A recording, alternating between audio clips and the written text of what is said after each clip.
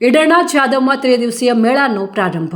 જાદર ગ્રામ પંચાયતના અંજનાબેન બારૈયાએ ભાજપના શોભનાબેન બારૈયાનું ફૂલહારથી સન્માન કર્યું હતું, જેમાં છાયાબેન પટેલે શોભનાબેન બારૈયાનું શાલથી સન્માન કર્યું હતું, જેમાં વિધાનસભાના ધારાસભ્ય રમણલાલ વોરા, જિલ્લા પ્રમુખ કનુભાઈ પટેલ, તખતસિંહ હડિયોલ, કાંતિભાઈ પટેલ, અશ્વિનભાઈ પટેલ સહિતના મહેમાનો ઉપસ્થિત રહ્યા હતા. જેમાં જાદરના બુધનેશ્વર મહાદેવ મંદિરે ત્રિદિવસીય મેળો શરૂ કરવામાં આવ્યો હતો, જેમાં લાખોની સંખ્યામાં શ્રદ્ધાળુઓ શ્રીફળ વધેરવા માટે ઉમટી પડ્યા હતા. જેમાં ચકડોલ, રાઇડ્સ, ખાણીપીણીના સ્ટોલ અને મનોરંજનની વ્યવસ્થા, શ્રદ્ધાળુઓ અને મેળાનો આનંદ માણવા આવતા લોકોની ભારે ભીડ જોવા મળી હતી. આ લોકમેળો આજથી શરૂ કરવામાં આવ્યો છે, જેમાં તમામ સુવિધાને ધ્યાનમાં રાખવામાં આવી છે.